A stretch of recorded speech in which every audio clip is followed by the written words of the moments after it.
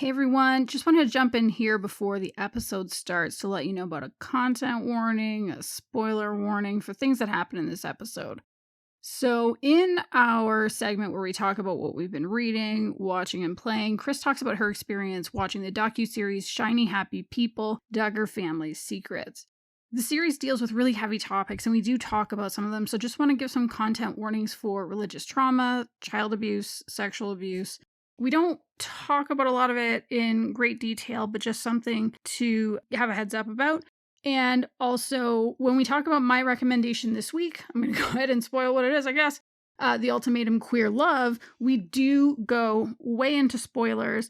It's a show that's meant to be talked about. And so if you've been meaning to watch it and haven't done it yet, probably going to want to hit that pause button, watch the show, come back. Also want to mention a content warning there where we talk about domestic violence, narcissism, things like that. We will have timestamps in the show notes for you so that if you want to check out the episode, but you want to sort of skip any of these content things, you'll know where to stop. And with that, on with the episode.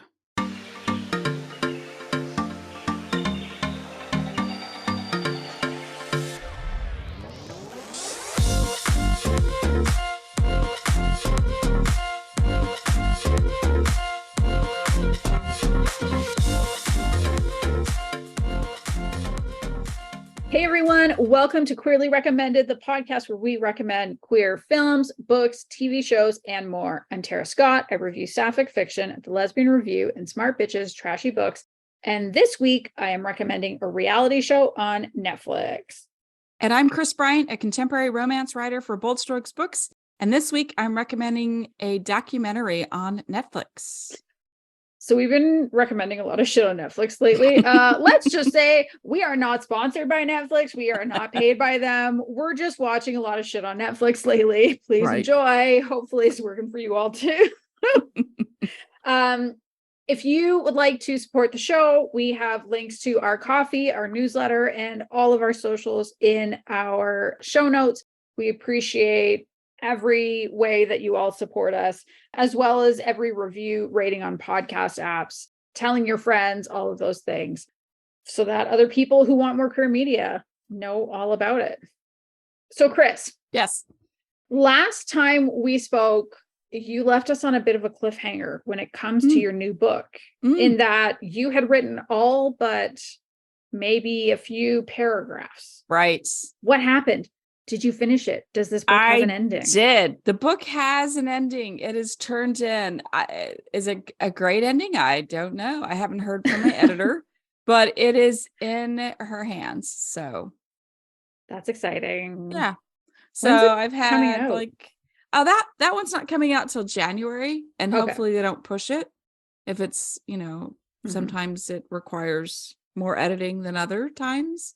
Yeah. So they might push it, but this is scheduled in January, and then I have the September release. You know what? Here's what I did. What? So I have page proofs coming up, and I did line edits. I turned it all in for Cherish that comes out in September, and then I realized I had a character name wrong. So I'll catch that, and I'll hopefully fix it in page proofs when those get back to me here soon. What does wrong mean? So I used the wrong kid's name for the wrong sister several times. So I have to go back because it has characters from Temptation, from my book Temptation. Yeah. Okay. So this is this book, and it's later. And so I put one of the kids with the wrong parent, and I didn't catch it until I was setting up my booth for Pride. And I was killing time, so I just picked up Temptation and kind of leafed through it. And I was like, oh my gosh, I have the wrong kid's name. So good catch. Mm-hmm. Hopefully we can fix that. Oh, yeah. I mean, you just turned in the first draft. Oh, we're at the end. This is the thinking the wrong book. Yeah. Good luck. Yeah, I know. This is, hopefully I think they will. I mean, they'll have to change it in like 3 or 4 places, but I think it'll be fine. I hope. Well, proofreaders can keep a lookout for that, right? Yeah, hopefully they catch it too. But I mean, if all of us catch it, then they'll have to fix it. Mm-hmm. Hopefully. I don't know. I've never gotten it down to the wire like this before. Well, I remember, I don't know if I've ever said this on any of the podcasts before. Actually, I was a proofreader for your publisher for, I don't think about a year and a half before I started reviewing or did very much reviewing. And I remember a few times there were things that I caught and they did change it because it was like continuity error type stuff. And I mean, it is a continuity error with another book. It is. Not that's right. within that book, but yeah, hopefully I should have caught it. I know it was bad. Mm-hmm. It was bad. Wow. So we're recording this on a Monday evening because you were fancy and busy all weekend. I was the whole weekend. So Kansas City had Pride this past weekend. So June 9th, 10th, and 11th is Pride. 3 days. So I was in a booth for 3 days selling books. 3 days. And let me say, I think Kansas City has the longest Pride. I know St. Louis has it for 2 days. I'm good with 2. Give me Saturday and Sunday. I'm great. But like the whole Friday, the Friday night thing, it just, it was only open. Like Pride is open. It started at 5 and it closed at 9. So those 4 hours, I mean, I sold books, great, but it's it takes forever to get there and get all your stuff set up. And so I kind of wish that it was just Saturday and Sunday. Well, did you get to see anything cool while you were there? I got to see so many queer people and meet them and talk to them and share my stories and sell my books and talk about the podcast and talk about books and more books. And it was great. It was a fantastic time. I got to meet another patron. Like I haven't, one of my patrons, I got to meet her for the first time. I got to meet a reviewer for the first time. And it was lovely. It was absolutely lovely. Like I had the best time. It was very long, but it was also well worth it. That's amazing. Yeah. I shared it with KB Draper. We did the booth together, and Saturday night we sold out of books, and we're just sitting there like, well, we might as well shut down early because we don't have anything to sell. Go watch a drag queen or something. Yeah. So, well, I mean, being there like 10 hours, we were done. We're like, let's just shut it down and go home. So I went home and did laundry and did all the stuff that, normally I would do on a Saturday, but I just did it late at night.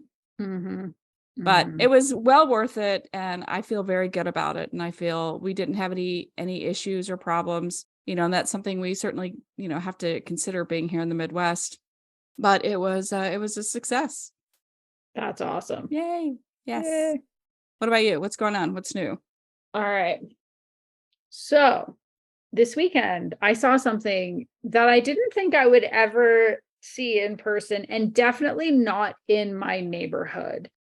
I am going to disclaim this by saying I was extremely baked at the time. I was not the driver. I was in the passenger seat, which is what you want when somebody was extremely baked.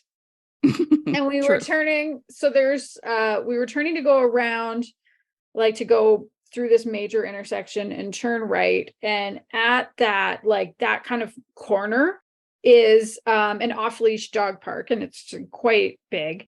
And I looked over, I was like, wait, what's happening here? Are they caber tossing? Now, do you know what caber tossing is? I do not. I'm shaking my head. I do not know what that is. Maybe I do, but I don't know what it's called. Okay. Have you heard of like Highland Games? Yeah. Oh, yeah. Okay, so you know how in the Highland Games they'll get these like big fucking burly dudes, and they will like pick up a log, like a giant log. Oh, yeah. And then they will throw it. They like flip it. Is it like a solo cup? They flip it, like on the edge when you're, forget it. Sort of, but like a gigantic log. And so we're sort of driving around the corner, and we saw someone like we saw him pick it up, and we weren't sure what was going to happen. And because we got past, and Neil said, do you want to drive over and watch a little? And we're like, no, we should go home. Yes, I do. Yes. And so we did. We drove over, and we kind of just like parked by the side of the park. We didn't get out of our cars or anything, but we watched this other guy go and pick it up. And he's holding it up so that it's like, the way they pick it up is so that it's tall, like the round end of it. They're holding that up. This, right.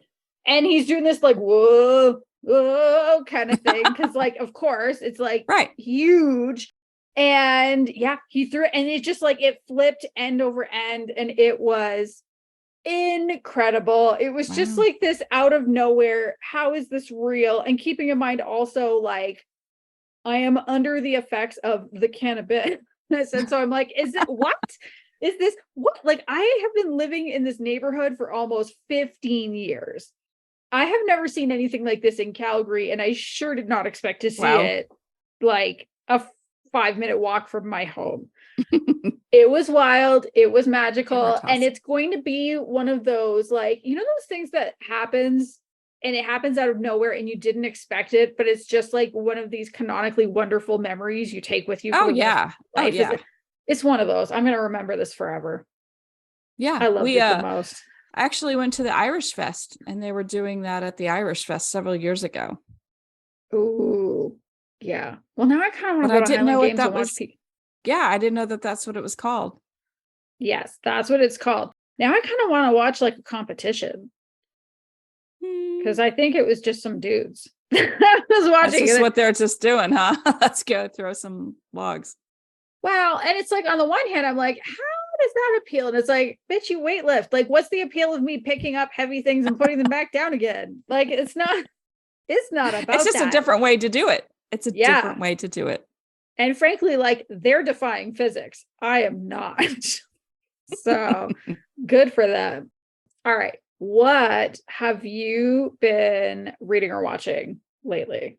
Okay, so I actually watched the Shiny Happy People Duggars documentary or docuseries that they had. And oh my God, they are horrible people. And that's all I'm going to say. No, it's, well, I mean, I'm sure most people have heard about the Duggars. They had this show on TLC. I think it was like 16 and counting at some point, and then now it's 19, or it stopped at 19 and counting. Yeah, they had to keep renaming it as they kept having more babies. Right. Well, they're part of aren't they part of the Quiverful movement? Now you're asking. I don't know. Okay, so I know they're fundamentalists. So they talked a lot about their religion. You know, obviously that's what started all this. Yeah. But I never watched the show. I remember my mom watched it because she likes babies, and they kept having babies. Yeah, there was always a new one. There was always a new one. So my mom watched it, and I would always tell her, Mom, that's trash. Don't watch it. It's bad, blah, blah, blah. But like, you don't realize how bad it is until you watch the series. And I know that they can skew docuseries into whatever they want you to believe. But I'm just going to mention a couple things, like two things that, I mean, all of it was bad. Like, it was just bad. It was unbelievable, really. But at age 11, like, that's when they had a buddy system. And so the 11-year-old watched the baby. Like, the mom was out of the picture. Jill, or whatever her name is. She was out of the picture. And and then the girls had to raise the kids. Yeah. And then, like, the kids who managed to escape, like, I say escape, but I mean escape, really, because that was a horrible family. But they grew up and they left the nest, so to speak, prison, whatever. They asked for some of the money. Like, they never saw any of the money. Yeah. And so they're just like, and the parents were like, oh, well, too bad. If you want to sign a contract with us, you know, we'll give you like $10 an hour. Is that enough? Do you want $10? Like, the whole thing was just like, I can't believe that. Like, wow. Yeah. So I haven't watched it, and I think I've talked a little bit in the past. Like, I haven't gone into a lot of depth, nor do I think I need to, about the religious trauma I have as somebody who's left evangelical Christianity. And actually, the thing that has made me really happy is, like, I've read some things about this. Sarah from Smart Bitches, she's so lovely. She sent me a Slack just to say, hey, you might want to avoid this. Just take care of yourself. There's some, and I love that because I think before I would have felt like I had to watch it. Like, there was almost this compulsion I had to understand, like, what was it about this brand of Christianity that, like, sucked my parents in. And that, I mean, frankly, my parents are still a part of it. And I absolutely respect my parents' faith and their relationship with the church and who they're with. And I think, in their case, they very earnestly believe it, and it's really important to them. And I'm happy that they have this.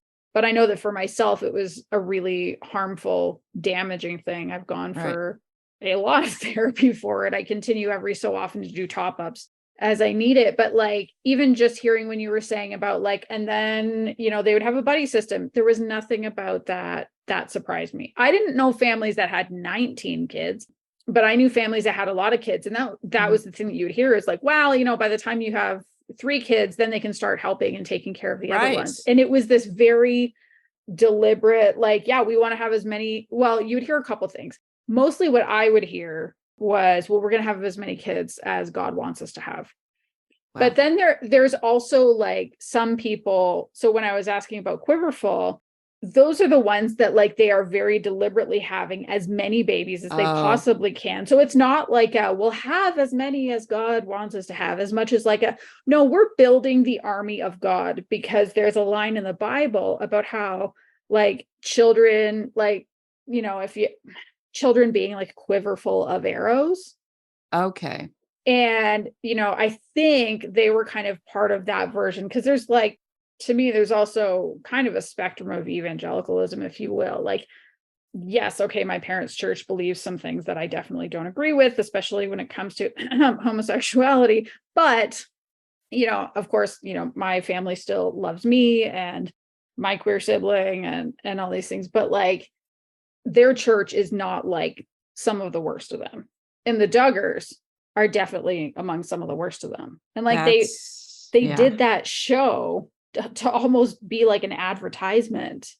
Well, they didn't have any money, and they're like, they were building this house and they ran out of money. And so I don't know if they approached, I can't remember, honestly, if they approached the TLC or TLC approached them. I'm almost assuming they approached them, because how would they know about them?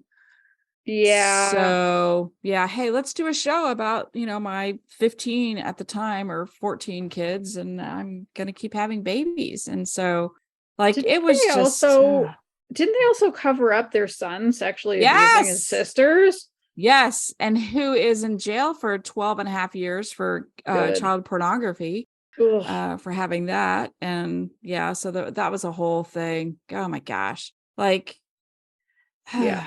Oh, it's awful. It's absolutely abhorrent. And he was like Ashley Madison. He was a member of Ashley Madison. And like, he was just like the worst.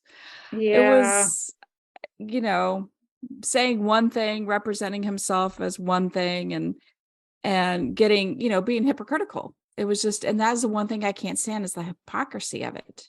Well, that's the number of people that proclaim to be Christians and call queer people groomers or drag queens groomers. Meanwhile, it's like, there are no news stories of drag queens molesting kids, because they're not doing it. It's the pastors, the priests, the ministers, the youth pastors. Like, I remember there's a thing going around, I think within the last year, of the youth pastor who posted something about how happy he was that his girlfriend finally turned 18. And it's like, fuck. Wow. So yeah, like, there's a big overlap between what would be in this. And anyway, if I guess I would like to say to the other folks that have religious trauma, join me in not watching this and protect yourself. Right. Don't, like, I'm not religious hardly at all. I mean, I stopped going to church when I was an early teen, and it just floors me. Like I remember, like, it talked about the Duggars, but also like the different, I forgot who the head guy was, but like his religion and the fundamentalists. Bill Gothard. Yes. That guy's rotting in fucking hell with Pat Robertson and Jerry Falwell and Billy Graham. Yes. Like, and they were all like, yeah. And so like, and then this one lady, she's talking in church, and she's standing there, and she's like, I have, like, I forgot what she said, and I wish I could remember, but it was like, I've disrespected my husband, blah, blah, blah. He asked me not to wear pants, and I wore pants. And like, just like, she was so distraught about wearing pants. Like, what? Like, is this happening in my world? Yeah, And it it is because is. that's the problem with like that when you get into that kind of fundamentalist evangelicalism is that, they really do want to see a return to the absolute primacy of the straight, white, evangelical, affluent man. And yes, they do want women in skirts and not working and home taking care of Good kids, Lord. and only being married to men, and no such thing as marital rape, and like it's Right. awful. It's actually why voting matters right now. Frankly, it's like why we need to show up for every election and vote, like our life depends on it. Because Like it does. Yeah. because they're passing bills and stacking courts. Yeah. So okay, so enough about that. enough about that. They got enough of our attention. Yep. I'm super excited that Alone started up. Ooh. And see, I never know like what starts when, except for Walking Dead, because I'm like, woohoo, we have a new season coming up. But I never know until I go to my DVR, until I look to see it. I'm like, oh my God, Alone's out. No, I didn't even know about it. So I did get to watch the first episode because it's weekly. It's one of those stupid weekly things. But I'm very excited about that. So I did watch that. Do you have any favorites yet, or is it too soon to tell? It's too soon. It's only the first episode. There's like a pre-episode that you can watch where you get to see the people a little bit, like, because what they do is they learn how to use the cameras and how to like start fires and stuff like that. There's like a month camp, like on the air in the area of where this is. And I didn't watch that. Like that, I want to see them when they're like really like in the elements. I don't need Cold, to see them hungry. Yes, I want to see that. That's survival instincts. I want those to kick in. And then I started Fast X, the movie Fast X from the Fast and Furious franchise.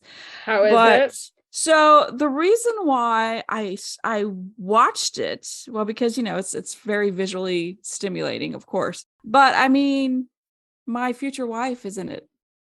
Which one? Charlize Theron. She's in it. Yes. That's a good reason. Like, and honestly, I forgot that she was in it until I started it. And I was like, that's hilarious. She's in it. I know, it was great. But, it's a star-studded cast. It has Jason Momoa. It has Jason Statham. He's in it. Oh, and I mean, all these ass kickers, anyway. And I think, I want to say that they've digitally added some Paul Walker scenes, or they've pulled from previous, this thing has been going on for like 15 years, 20 years. So I'm sure they pulled some stuff like from earlier ones and brought it into this one. So I'm sure that was it. So I have to finish that because I started it late since, I got home so late during the whole Pride thing and I really wanted to watch it. So, and then I'm watching Silo on Apple TV. I don't know this one. And I'm right on the cusp of dropping it because it's just not grabbing. It's so slow. And how many episodes have you watched? 7. And you don't stop watching anything. So it must be the most boring thing ever. It's just like, it's this whole civilization in a silo. Like they've never seen sunlight. They've never left the silo. The people who do say, I want out, something happens to them and they don't really know. Like they think that the air is bad and that like, so we had nuclear fallout from whatever. And they've lived in the silo for hundreds of years. So I really want I want somebody to know what's going on and like share it. Like right now, everything's real vague. So, I mean, there's kind of a little, almost like the Truman Show type thing. I don't know. I might be out. So. Is there a recap you can read just to find out the rest? I think it's one of those weekly things too. I hate the weekly things. Like I don't want to wait. Yeah, we didn't switch to streaming to wait for weekly episodes to drop. The only one that we liked that we would wait for was the Ted Lasso. Did you finish it? Did you watch it? Are you done? I haven't even started season 3. Goodness. Is it good? I've heard such mixed things. I liked it. Okay. I liked it. I liked the ending. There are some really clever video clips on Twitter where they show things that happened in the first season and pair it up with things that happened in the third season. And like it's so cleverly written. Like I love shows that are like that. And Ted Lasso is one of those. That's just so clever. Very clever. Okay. And, the queer character. So, Okay. yay. So worth it. Yeah. Worth it. Definitely need to watch season 3 for sure. Yeah, But I've been waiting for somebody to give kind of a clear, like, do it or don't do it, because I was seeing some very mixed, especially when it came to, there was a sapphic storyline at some point, and there were some people who maybe were not the most thrilled with how it turned out. Yeah. I mean, yeah, I get it. But I mean, there's also a gay character on the team. And I mean, it's good. It's good. Okay. So yeah. What about you? What have you been watching? Well, I'm continuing with Drag Race All-Stars season 8. I think at this point I'm watching it mostly just because I've watched the rest of them. Like I you're feel a loyalist. That's it. I watched so much Drag Race that, and I do like some of the queens on it, but it just feels like such a weird season. One of the best contestants was just like, fuck this, and went home. And I was like, what? Wow. Yeah. And was like one of the reasons I was watching it. Although, to be fair, the last episode I watched, I actually legitimately loved it. It was the Rusical, which is what they call the musical episodes. Like anything they can throw a Ru on, they just do that to every word. And they did it as so each queen had one song, and it was supposed to be about the life of Joan Crawford. Oh wow.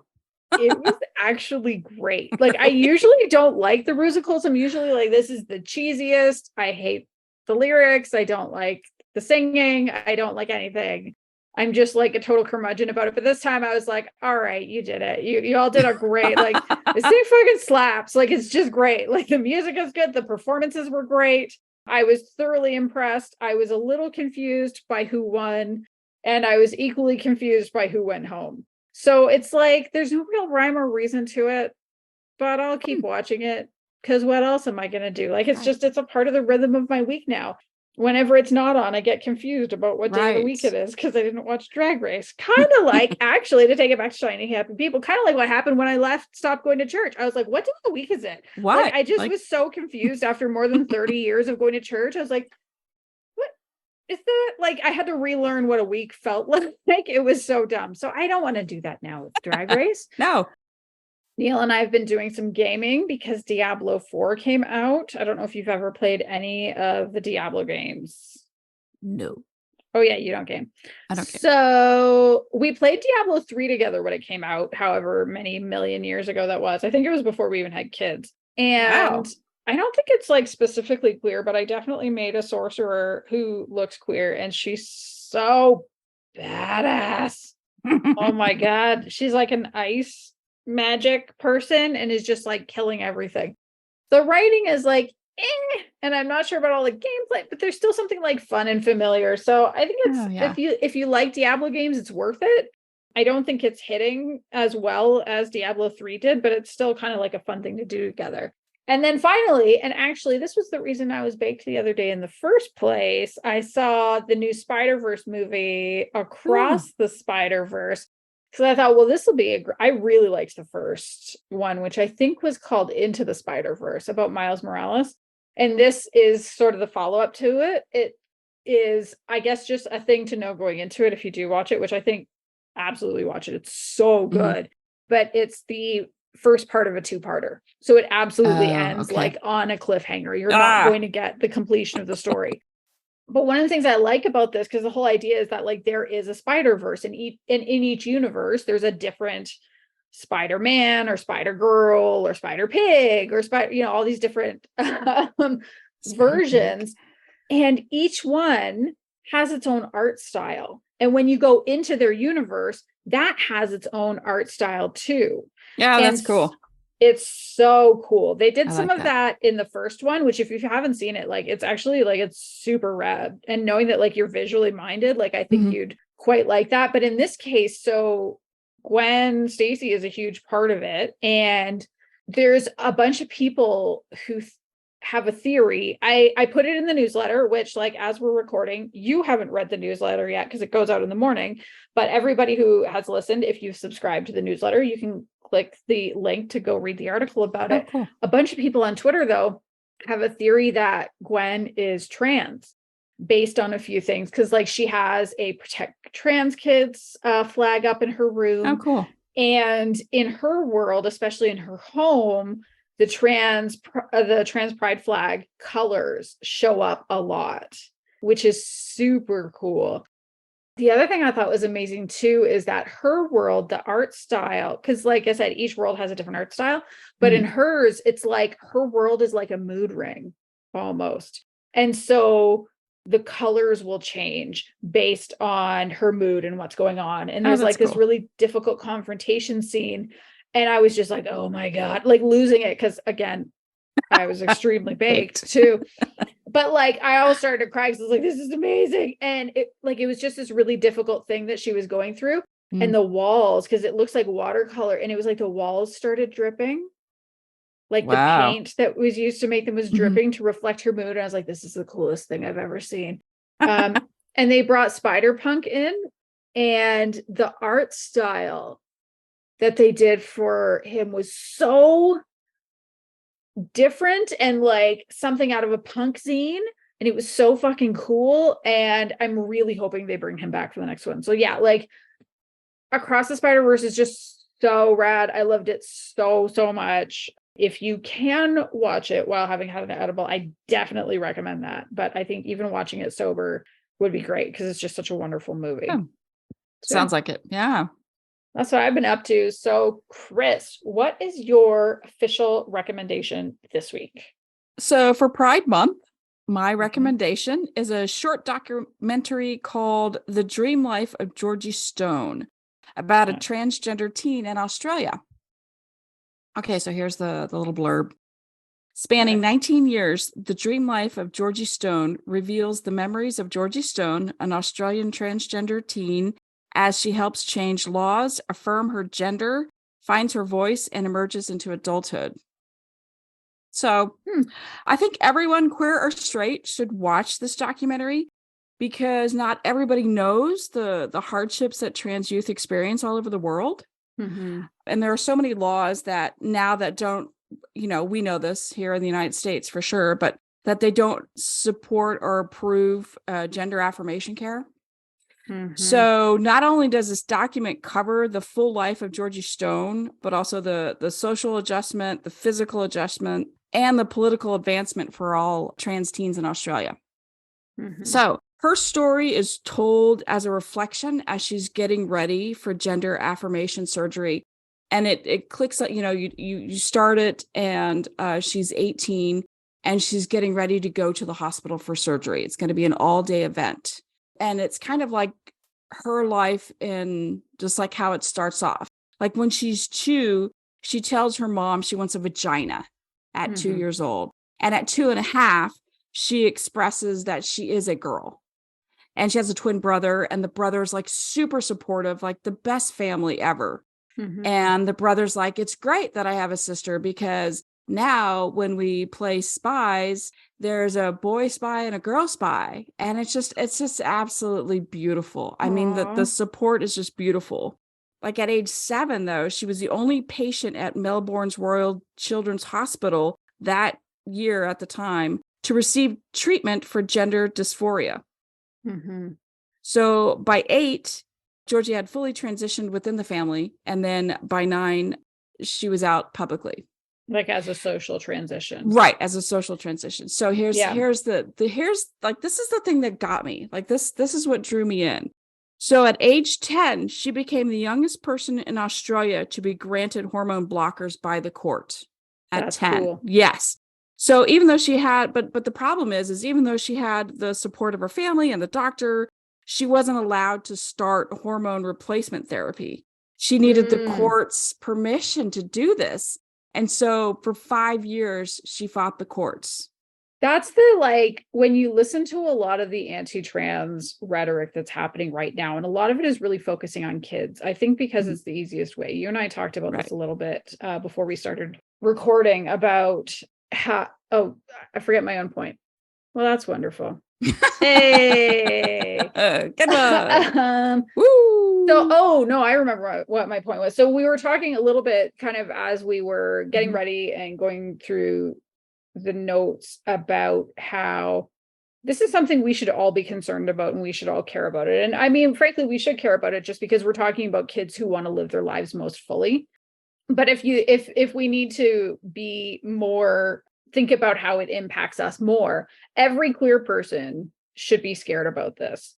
Because like looking tactically at the way the religious right works, because that really is who's leading the charge on this, to also tie it back to shiny happy people. Right. Like these things are not unaligned, that trans people are a convenient wedge in. They lost the war against gay people. Like they lost on marriage equality. They lost they didn't win on everything, obviously. There's some states where you can still get fired for being out. There's still some states where there's still some states where you can't adopt. And some of these things are being rolled back, but like trans kids was the easiest way in against the LGBTQ community. All you have to do is say the word kid. Exactly. And then you see in Florida where they went from kids to adults too. Like that's the plan. It's like, where can we get in, and then go on and on and on. But most of what, the legislation against things related to trans kids for the most part have been a solution to a problem that doesn't exist. Like to say, oh, you can't mutilate kids. Nobody has been doing surgery on children. No, not at all. Like we're talking about social transition is almost entirely the transition that happens. Like, sure, some kids might get puberty blockers and some kids might be lucky enough to get hormone therapy, but for the most part, until they're adults, it's social transition. Right. Use the pronouns, wear whatever you want to wear. Right. But again, child, and they pounce. So what happened? So when she was 15, the courts finally decided that transgendered people in Australia do not have to go through the family courts in order to access hormone treatment. So it was a massive victory. And so she was allowed to finally start them. And it was so like the joy on her face when she started, and she's like, I have a pimple, like it's working. I'm getting curves, and just was like so joyful about finally feeling comfortable in her body. So it was just wonderful, beautiful to see. And so then she had this massive platform after winning this huge case, this court case. So she took that opportunity to go and I want to say she got some sort of award for just human rights, and I can't remember what it was, but she went around and talked about how trans kids are still getting bullied. They're not getting the support that they need, whether it's physical support or therapy, just mental support. And it's really made just a huge difference in trans rights in Australia. So like I said, at 18, she finally was able to legally go ahead and get her gender affirmation surgery. And like, I don't want to like give away any spoilers, but her reaction when the bandages come off is so beautiful that like it made me want to go out at Pride and hug every single queer person I saw, and any trans teen I saw, because I saw so many, and it was just so lovely to see. But this documentary it's only like 30 minutes, and it gives you so much information, but it's not an info dump. And if you have a lot of questions like I do about, I know there's different levels of transitioning, and I am not familiar with all of them. And so this was very educational to me, knowing that like not every trans person goes through the whole physical gender affirmation surgery. Not everybody does. And so I got to learn more about that. And I think a lot of people need to be educated on that, because a lot I don't know.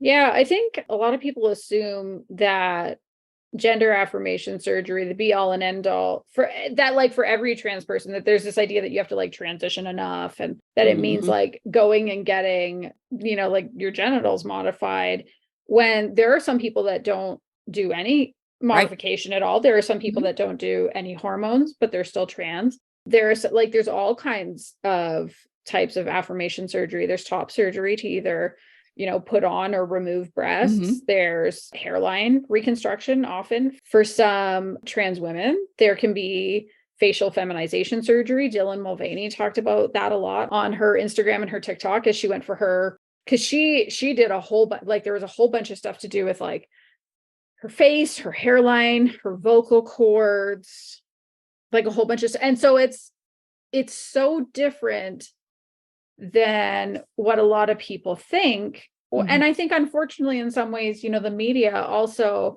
through like bad film representation and other things, has gotten to own the story. And so you have like, the crying game being held up for so long as like, that's not the truth. Like, follow trans people, watch documentaries like this one, and see what their experience is and learn from that. But like, no trans person is more or less trans just because they can or can't afford, like, there are trans women that can't afford to go get laser hair removal. They're still trans. Right. They're still valid. I love this. I want to watch this one. Yeah, you will love it. It's like, it was very captivating. That's exciting. Yeah. Well, let's do it. I want to watch it. You people watch it too. Let us know what you think. Yay. It's only half hour. It's good. Make you feel good. It'll really, really get you in the feels for sure. Yeah. So what about you? What is your big recommendation? Even though I already know, because I have a lot of feelings about it. Go.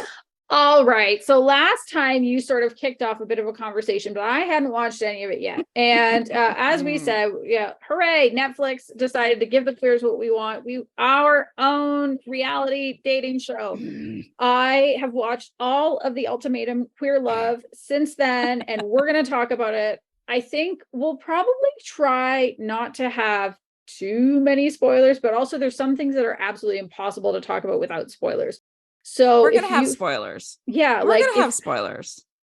If you feel that strongly. Well, I don't feel like I need to spoil like who ended up with who at the end, I think is what I'm. Right. We just need to talk about individuals. But I mean, there are some that we do have to talk about. Yes, we do. We do have to talk about some couples. Like, we have to. So this is actually the second season of The Ultimatum. The first season only had opposite sex pairing relationships. I did not watch that. Did you watch it? Yes, of course I did. Yes, I love love. Yeah. It's different. It's so different. Now that I've been watching so much queer stuff, to see, opposite sex pairing stuff, it's I kind of viewed it. I don't even know how to say it. Do you ever watch them and just say, why? I do. I say that a lot. Like, if somebody's just a real ass, I'm like, why are you with this person? You're an adult. Why are you with this person? I do that. And it doesn't matter whether it's opposite or same sex. It's just, I have feelings and I really want people to find love. And if they don't, and if they're there for the wrong reasons, I have problems. Oh, yes. Like, that is my issue. Yeah. So yes, I did watch it. And I want to say that there's a new season coming up. Oh, yeah. Yeah. Opposite, I think. So anyway, I'll probably watch it just because. I mean, I watched The Love is Blind. So yeah, I was curious, but I didn't want to watch the whole season. And then, so I thought maybe I'll watch the first episode, because what I wanted to know was, in the first season, was it only women who gave ultimatums, or was there men too? And then I realized there were men. Yeah. There's a better way. I looked on Wikipedia and then I didn't have to watch any of it. Although I might go watch it later. I don't know. But for people who haven't watched it, the premise of the show is that there are 5 couples, at least in this season, there are 5 couples. One person in each couple has thrown down an ultimatum for the other that they want a stronger level of commitment. It's really, they want to get married. And for some of them, they want to have kids too.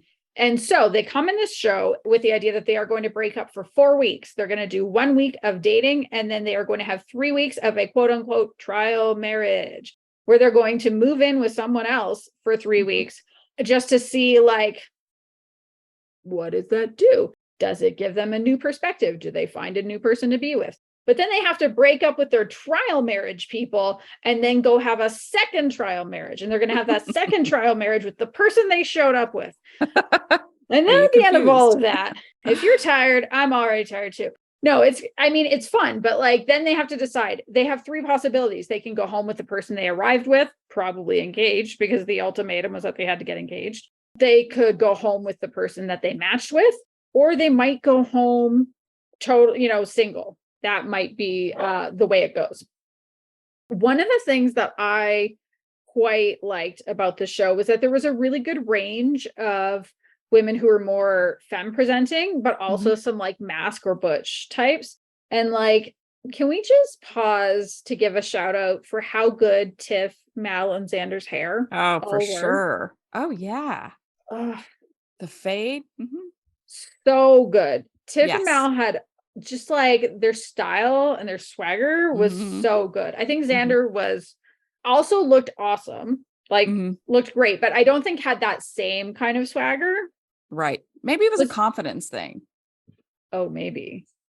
One of the things that I found kind of strange about the show, and it was funny because there's been like a conversation about it in my company's Slack where they're like, do you think queer people produce this show? And I said, no, I don't. Because if it was produced by queer people, we would have gotten pronouns for each of the contestants as they were introduced. And they never did that. And so I feel like I only found out by like reading up on people that some of them are non-binary because everybody was talked about was she, her pronouns. Right. I was curious about that too. And then I was like, okay, so do they identify as lesbians? I mean, I had no idea. Like there was, you could definitely tell this was made and created by straight people. With, I think, good intentions. For sure. But like you could also tell it probably would have benefited from having like more queer people involved in actually producing it. I also had some people who were like, what was up with them choosing a straight person to host it? And I was like, I don't mind that one. Like, I don't even know who she is. Who is she? So someone else looked it up. She was on Once Upon a Time. And I was like, to be fair, there is a lot of sapphic fanfic about Once Upon a Time. Like that's that's true. The huge fandoms for lady queer readers. But is she one of the characters? Yes. I think she's Ariel. Part of it. Oh, yeah. I'm looking at you like I know this show. I don't know. There's got to be sapphic fanfic about Ariel. I mean, I only read the Swan Queen stuff, but there's like so uncomfortable like the whole time. Oh yeah, that whole wasn't it like didn't one of them ask if she was queer and she's like no but I'm cool and it's like yeah lady you're cool that's okay yeah. It was kind of like she was on safari sometime or something. It was a strange I mean like BBC documentary kind of like I'm looking at the yeah that was a little wild. So should we get into the antics? Because I mean, I think that's the whole reason people watch shows like this. I mean, in an ideal world, everybody that walked into that show would have been given therapy vouchers, and then it just would have been like a therapy show. Even like as a follow-up, I think it was on Instagram. I'm going to bring it up. It was pretty funny. So Ray, who is in a relationship with Lexi, she posted very recently. Can we all laugh at the fact that 10 of us went on a reality TV show instead of going to couples therapy? Trauma bonding, baby. There was kind of more to follow, but it's like, I really appreciated that sentiment coming out from this contestant. So yeah, let's talk. This is where we're definitely going to get into the spoiler territory. So if you followed us this far and you thought, oh no, I really do need to go watch it before I listen. This is the point at which I'm telling you, bail. Right. Goodbye. Okay. Let's start with Vanessa. Because I think she was probably one of the most polarizing people that was on the show. True. She showed up with Xander of the Sweet Sweet Fade. They had been together for 4 years. It sounded like Xander was her first serious girlfriend. Vanessa is pansexual. She had mostly dated men. And I had a very strong reaction to some of her behavior, especially for me. I felt like the worst of it was in the dating phase when they were like trying to choose partners. And we really see it show up in the conversation that she has with Lexi, because she was kind of like very clearly ready. Like she was very excited about like dating around and possibly like sleeping with a bunch of people. And Lexi kind of confronts her, Right. and she talks about how like she's going to have a good time, but Xander, like she just didn't expect Xander to find anyone else.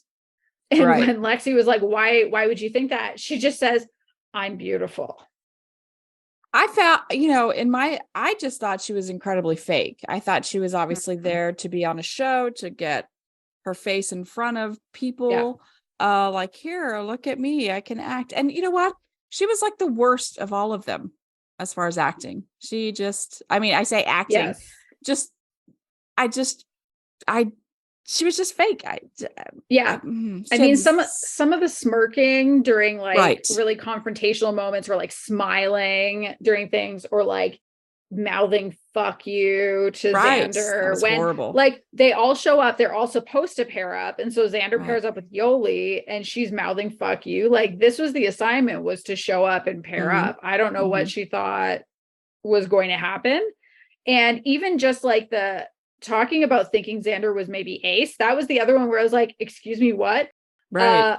Big claps to the editors who made sure that we saw Xander talking to Yoli first and talking about how, she is very sensual. She's a very sexual person. She's very interested in sex. Because then you cut to her girlfriend of 4 years saying, I think she might be ace. She's not that interested in sex. And this was the thing I kept saying throughout the series was like, you're being recorded. Right. Everybody that you're talking about who isn't in the room is going to watch you say this later. What is happening? I mean, I did that the most with Vanessa, because I think Vanessa was the one who seemed to be almost chameleon-like. No. Would act. No. The reason I say this is that like she would act one way with one person and then act a different way with another person. And it was almost this like shifting and changing depending on who she was around. But in such a way that like, if you watch it all the way through, the stories never are straight, or they rarely do the stories stay straight. It was like, whatever the truth, I'm doing big time finger quotes right now, was very malleable, we'll say. Yeah. The whole world had a problem, I think, with Vanessa during the show. Go on her socials and you look at the comments, there are a lot. I think there were a lot of people who actually quite liked her too, because there were a lot of people who were really coming to her defense in some of her social posts. But how? I mean, I don't know. I don't know if these are like real life friends. What, if I felt like when I first started watching it, I was like, I'm so excited, queer people, yes, yes, yes. And then Vanessa came across as so fake. I'm like, okay, is this all staged?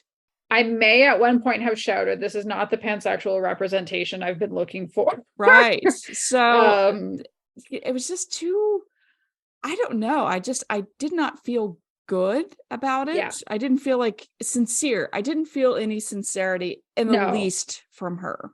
I think that's why I especially love that last conversation with her dad, where he basically says, you don't actually want to be married. Kind of this like, no, I do. I want to marry her. And he's like, you don't. That's not what you're interested in. Because what it looked like to me, again, I mean, with the massive caveat that like we are seeing a very small subset, like 10 hours of what was probably hundreds of hours of footage. But the way it was cut, yes, it seemed to show that like, I think the story that they told about Vanessa, my interpretation of it was that she showed up excited about like going out and having fun. She's been dating the same person for 4 years. She doesn't really want to settle down. She just wants to go like bang a bunch of people and then like maybe go back with her girlfriend, or maybe not. Or having the comfort and really and believing that Xander was going to be there for her at the end. Like, I'm going to go and I'm going to go fuck a bunch of people. My oats. Yeah, exactly. And then I'm going to come back and Xander's going to accept me back. I mean, that's yes. And as soon as like, I don't think she thought Xander could pull. And then when Xander not only did pull, but like ended up falling for somebody else and having sex with that other person and like regularly having sex with that other person, it almost gave that vibe of like a kid who puts down their toy and is like, I don't want it anymore. And then like some other kid wants the toy and they're like, bitch, that's my toy. That's my toy. Right. What do you put my toy down? What are you doing? that was the kind of the vibe I got from it. But then I thought, like, watching the reunion episode, I was like, oh, maybe Vanessa has changed, because there was this like very introspective, or seemed to have more of an introspective attitude, and realized that, like, yeah, I watched myself. It was really uncomfortable. That was a hard thing. But then, like, because of course I got invested. So I'm doing the whole like reading everybody's follow-ups. And Xander was talking about how Vanessa had reached out a couple of weeks prior to the reunion. And kind of like, maybe we can start talking again. Maybe we can be friends again. And Xander was like, oh, maybe we can be friends again. And then just like didn't hear again after the reunion, or like rarely heard again after the reunion. It was like, oh, maybe it's all fake. And it's like, oh, yeah. Shit. Was that an act 2? Like, I've been really thoughtful. So she made good TV. I'll give her that. Oh, good TV. She made angsty. Yeah, I guess. I mean, because some people dig that. I mean, some people look for that and they're like, oh shit, look at that, you know? And I'm like, yeah, I want love. I want people to get together. And I've got all, the heart feels and stuff. And then when it like that behavior happens, I get really discouraged. Well, and I think that's where, like, but to be real, so many people watch these shows for that. Like, they want the antics, they want the drama. So the thing that I thought was pretty interesting was that, based on the edit, it looked like Vanessa was basically the main villain. But that's not true. No, because I think I texted you. I can't remember if I was all the way done the first 5 episodes or not. I was partway in anyway, when I was like, Kris, I'm watching it.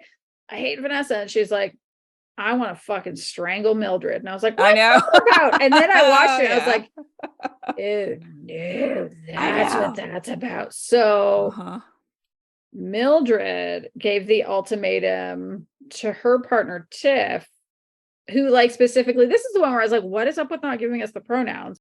Although even then, I think Mildred uses she, her pronouns on Tiff all the time. And now when you look, it's like Tiff uses they, them pronouns, and was like, yeah, Tiff isn't reliable. And then kind of the more we got into it, the more we learned that, like, about once a week, Mildred would break up with Tiff. Yeah. And I think I had a hard time understanding what was up with Mildred at first, because we barely saw them together. We saw them like kind of like a prelude to sex in their last kind of night before doing the breakup to go date other people, whatever. And we see Tiff pick a fight with her temporary marriage person, Sam, where it was just that whole thing struck me as extremely odd, because Sam was very clear, like, yeah, I do like dogs. I just don't want a dog laying on my legs while I'm sleeping.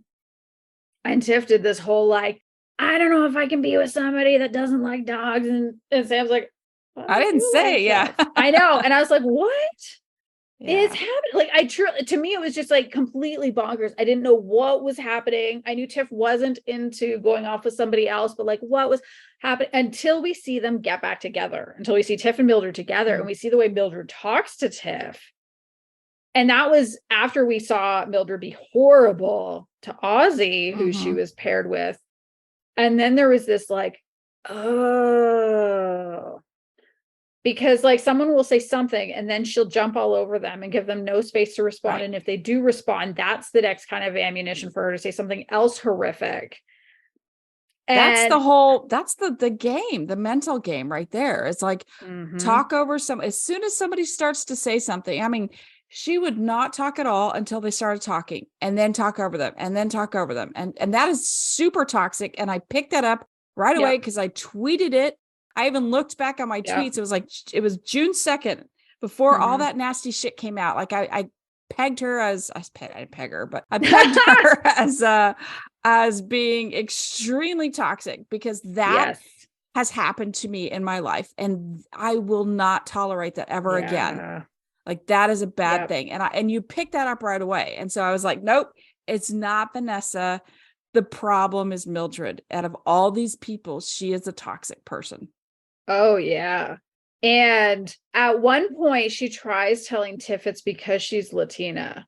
And it was just this like, no, I get that. I get that Latina people can be loud. And I'm not saying that they can't be loud.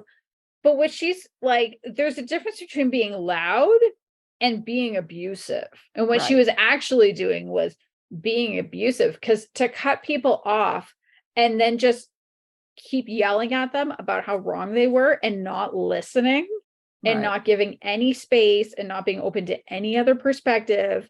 And it was just so strange, because also she would talk about being a mom, which, I mean, it's fine. She is a mom. She should talk about that. Right. But like, I started to wonder, did she actually want to be married to Tiff, or did she want someone to help her raise her kid? And definitely not Tiff. Because she could control Tiff.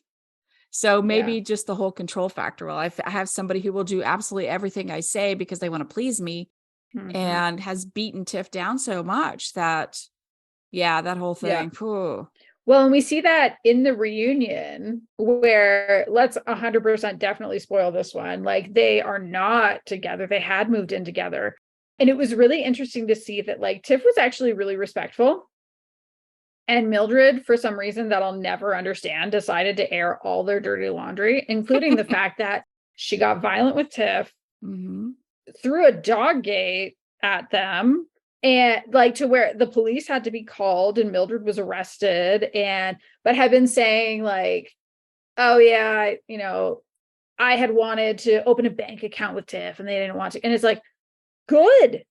I'm glad Tiff didn't open a bank account with them, because that would have opened them up to financial abuse, which I don't think we talk about enough as a culture as an actual form of abuse. Like, that would have been awful. And so like I said, we're recording this on a Monday.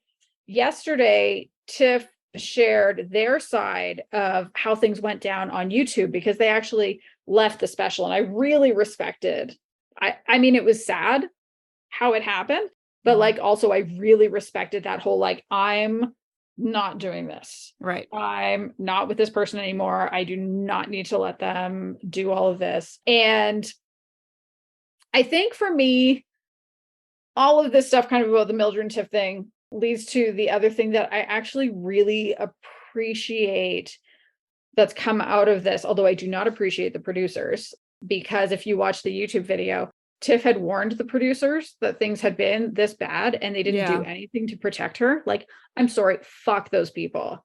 Sure, they got some great TV, but like, at what expense? That is not okay, to put Tiff into an entirely triggering situation. Tiff has gotten responses from people who have lived through domestic violence about how triggering it was and how it brought them back to a place. Like, that's terrible. Fuck those producers. But if anything, I don't even know the right way to put it. Positive isn't the right word, but I guess I will say that I appreciate that it has brought light to the fact that domestic violence doesn't only happen in heterosexual couples.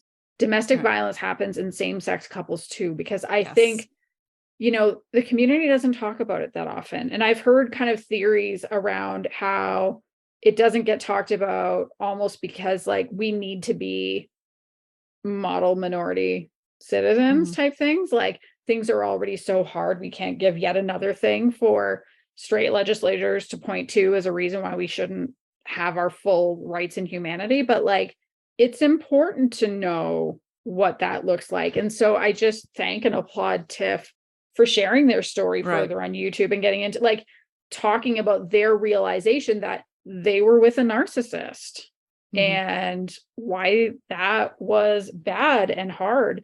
And I hope there are queer people who will see that representation and realize that they're not alone, that they're not the only ones in the community going through this, and that they can and should go out and get help. So I think that was really, really important. But yeah, like, overall, honestly, I had all of that. It's a weird follow-up to talking about domestic violence, but I did have a good time watching the show. What we did, and I would say if you can do, is we watched it with friends, and we watched it. So you've heard my friend Amanda was on a couple of episodes, and her partner Tanya, listens to every episode. So we watched it with Amanda and Tanya. They were in Toronto. We were here in Calgary. We just like go on speakerphone and we unmute whenever we have things to say. I will say, and it's a super fun way to watch it. And if you did watch it, you should follow it up by watching. There's a recap that the drag queens Trixie Mattel and Katya. Love it. Oh, they did it. It's great. It's so good. They have a YouTube series that's produced by Netflix called I Like to Watch, where it's just like you're watching their reactions to things, and like that So good. I know. So good. I sent it to Kris. I sent it to a few friends. I was like, you got to watch this because you watched this show too, and it is absolutely worth it. Yeah. Beautiful. So yeah, I recommend The Ultimatum, Queer Love. Look at that. A reality show. I know. Wow. Whoever thought it would happen? No. Yeah. No. But this part might be edited out, but I kind of want to know something about you. What's that? Because I know that maybe you thought about this. I don't know. But like, who would you be friends with? Is that something you can answer? Ooh. That's a good question. Who would I be friends with? Do I only have to choose one? No, I have a list. I listed all of them out and I put yes, no, maybe next to them. I think I would be friends with, for sure, Mal. Yes. What do you think about that? Yeah, I would definitely be friends with Mal. I could see myself being friends with anybody, definitely not Mildred. Here's what's hilarious. I followed the entire cast on Instagram except Mildred. I even followed Vanessa. I did not follow Mildred. I don't think I would be friends with Vanessa. I think her energy is a little too chaotic for me. And I get that some people love that like big, let's go hot air ballooning. And I'm like, no, let's sit and have snacks the energy and watch TV. Yeah. Right. Energy suckers. I can't be around them. Yeah. I would say like my definitely yeses would probably be Mal. And I actually think maybe Tiff after like in their post Mildred life. And I would say maybe for like a solid maybe to Sam, Ozzy. Yes. Yeah, Sam, Ozzy, Xander, Yoli. I'd have to see, but like I would say, yeah, a maybe for those ones. I don't know about Lexi. I think, and I don't know about Ray. I feel like I didn't get a chance to understand Ray's personality at all. And Lexi's personality was so big and did so much talking for Ray, but also had that like, I'm 24 and I know everything kind of vibe going on, which like I also had when I was 24. Right. But both of you are smart people when they have a lot to say and they think they know everything. It's, yeah, I mean, I have a maybe by Lexi and Ray both. I have maybes by them. Yeah. For sure. Yeah. I'd have to talk to them. What's your list? I think like, I feel like Sam didn't get enough, credit. I feel like nobody talked about Sam. And I think that Sam really had a tough time. I mean, it was just a tough time all around, but still came out a little bit more positive and more confident, and I like that she had quiet energy. Yeah. Again, I like the quiet energy. Vanessa is a no for me. But why? I know. Xander, for my yeses, I have Xander, Sam, Mal, and then Tiff, and then Lexi and Ray are maybes, and then Yoli is no. Aussie really? Yeah. Tell me more about that. I didn't like how things went down with Xander, and the fact like why put Xander through all that, knowing that when Mal proposed, that's all you wanted the whole time. I don't know. I feel like, what were these people really doing? I mean, was it just like, here, watch? Okay, look, I think this is important to share. I think like, I don't know any lesbians in my circle, like, and I have a lot of circles, like who would be down for this kind of ultimatum? Like jealousy runs rampant in our society. Like truly, like how can you sit there and like, how could you be okay with your partner of 2, 4, or 6 years, like watching them be with somebody else? That would be super hard. And I felt like everybody was like very calm and like, I have feelings about this, but they didn't really show like the real rage that people have. I mean, the average person has jealousy. The average person could not tolerate something like that. And it does take a special kind of person to be on a show like that. And I just felt like the whole some people were kind of dragged there and some people wanted to be there. So Yeah. it was just, I don't know. But here's the last question I have for you about this one, okay. because you'll love this. Maybe you won't. All right, Here we ready. go, because I have an answer. So, Okay. but you have to answer first. Like, who would you date? I, for some reason, thought you were going to turn this into a game of marry, fuck, kill. Oh, we could do that too. Who would I date? You're not gonna believe my answer. What is your answer? No, you got to answer first, and then I I'll got to say answer mine. first. Mm-hmm. Based on the limited screen time that we had with any of them, I feel like I can only give maybes. Okay. But I would give a maybe to like Mal and Sam. Okay. I think. I want to say Xander, but I don't know. There was something kind of, I felt like there was like an odd energy around a lot of Xander's interactions. But I don't know how much of that is because she came in with Vanessa, who was like Antic City all day long, every day, and then ended up with Yoli, who I quite liked watching Yoli, but also felt like she did a lot of therapy speak. And then it felt like when they would talk to each other, it was just a lot of therapy speak back and forth. So I would need to see Xander. Well, I would need to see any of these people. Real life, all away of them. from I would like cameras. to see all of them in real life, not with cameras on, not in this kind of a context. What about you? What's your answer? Who would I date? Natasha. Oh, you fucking cheater. Yeah, you and every other lesbian on the internet. Know. Okay, I think we should also call out that like some of those friends are the true MVPs of the show. For sure. For sure. That's Tiff's friend, right? Is it Tiff's friend? I thought it was Xander's friend. I could be wrong. I don't care. Like, let's look. We gotta search. Fine. Yeah, you can look faster than I can. Natasha, who's friends? Yeah, you're right. Tiff's friend.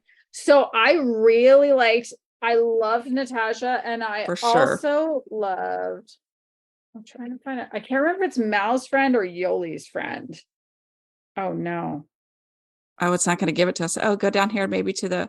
And everybody's on TikTok, by the way. You can see all the TikToks you want. Oh no, I'm gonna have to go to everybody's TikTok. doing TikToks. I don't yes, like TikTok. Yes, I know. It must be. Well, it's funny because I'm like, is it Mal's friend or is it Yoli's friend? They're in the same friend group. So whichever one because that's actually how they talk about how that's how Yoli and Mal got together. Was that they were friends first. But anyway, so like their friend also was very like, what are you doing? What is this? Why are you here? Like the friends that were just like, what is going on? I loved. I'm pretty sure that Tiff's podcast might be with Natasha. Oh, stop. Let's get them on. Yeah, actually, Natasha posted a TikTok thanking everybody for all their kind words and how they all reached out to her. It was really sweet. She was vacationing, I think, in Italy, and it was just really cool to hear her give love. I don't think it's the same friend. Apparently, it's somebody named Carrie or Kari. I don't know who that is from the Ultimatum. Here's the thing: I'm so bad at remembering details, like I don't know, names. I don't know. Anyway, we probably went on way too long about this show. That's the thing, though. That's why that is why I recommend this show, actually, because it is a show that makes me want to talk to my friend Kris for fucking half an hour about all the things that happened. I debriefed on this show with so many friends, and you're seeing just one of them in this episode. Like, it's the kind of show that makes you want to talk to other people about it. So yeah, you should listen to it. By the way, I sleep with dogs in my bed. Okay. My dogs sleep in bed with me. But are you allowed? But is she allowed to be on your legs? They normally are. I mean, obviously you do not sleep with your dog. No. Because you would know this. Every person out there, every queer person, every straight person who has a dog and lets them sleep in the bed, they rule the bed. And we have to conform around them because sometimes they're like behind your legs, sometimes they're up by your head, sometimes they're pushing in your back. It just happens. Yeah. No, I don't even sleep in the same bed as my partner because I'm such a light sleeper. And that is why we are still married today. We had to make the switch 6 months in because I was ready to murder him. Right. Yeah. It happens.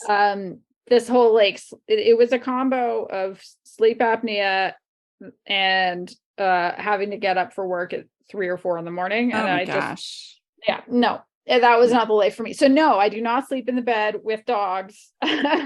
Dogs, cats. I mean, yes, fur babies, I will sleep with them. So just FYI, that goes on my resume. All right. That's all for this episode. Thank you for joining us. If you enjoyed the show, please make sure you subscribe wherever you listen to podcasts and get notified when we release an episode. If you have a friend who you think would like the show, please tell them all about it. And if you want to support us, like I said, we have links in our show notes to our coffee and our newsletter sign up. Or if you want to connect with us on your favorite social media sites, including TikTok, we have links in the show notes for that as well. Or you can just search for Queerly Recommended on Instagram, Facebook, Tumblr, TikTok, and Twitter. Or email us at podcast@queerlyrecommended.com. Goodbye, everyone. Bye-bye.